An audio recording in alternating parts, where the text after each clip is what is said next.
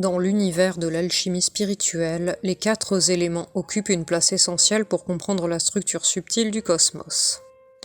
Mais avant d'entrer dans leur signification, il est fondamental de se souvenir du principe hermétique de l'unité, résumé par la formule 1 le tout.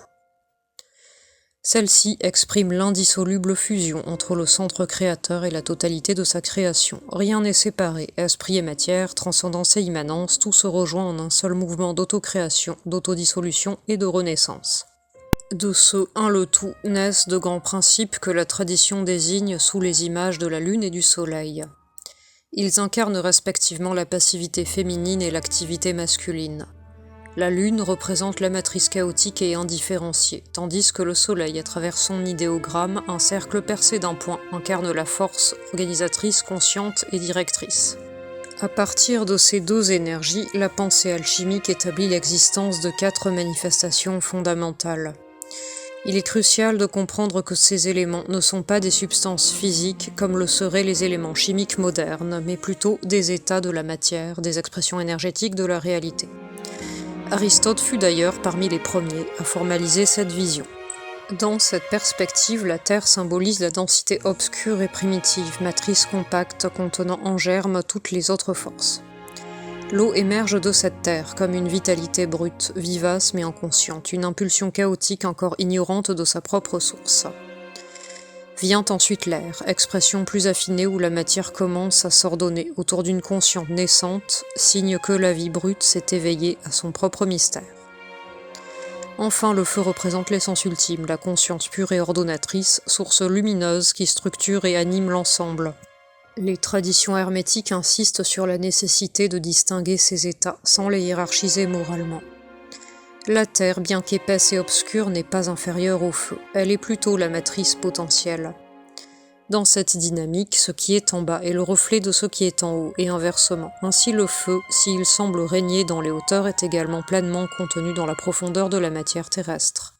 À travers l'enseignement de la table d'émeraude, Hermès Trismégiste évoque cette circulation perpétuelle. La matière s'élève, se subtilise, puis retombe pour s'ancrer, recevant en ce cycle continu la force des sphères supérieures comme des mondes inférieurs.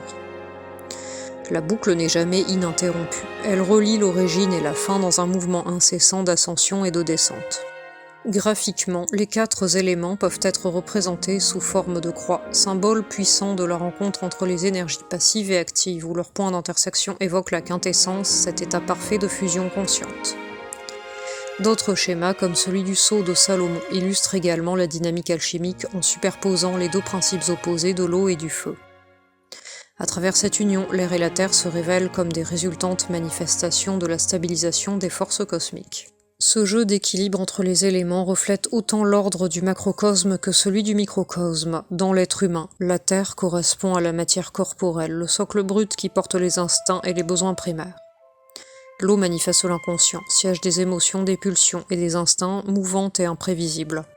L'air évoque la conscience réfléchie, l'intuition éclairée qui recherche à comprendre l'ordre secret des choses.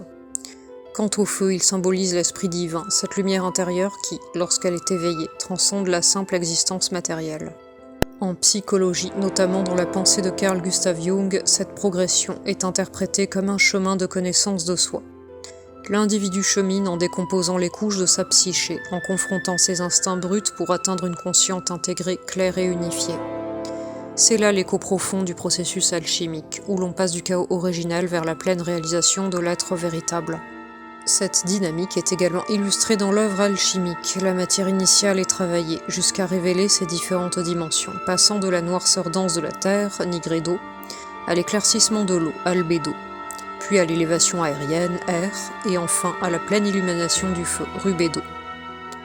Ce cycle d'affinage ramène finalement la conscience à sa source, la terre initiale, mais cette fois transfigurée, ordonnée, pleinement habitée par l'esprit. À travers ce voyage symbolique, les 4 éléments se fondent progressivement dans 3 principes plus fondamentaux, le soufre, le mercure et le sel. Ce sera l'objet des prochaines étapes dans l'exploration de l'alchimie spirituelle. Bonne journée et à bientôt pour de nouveaux contenus.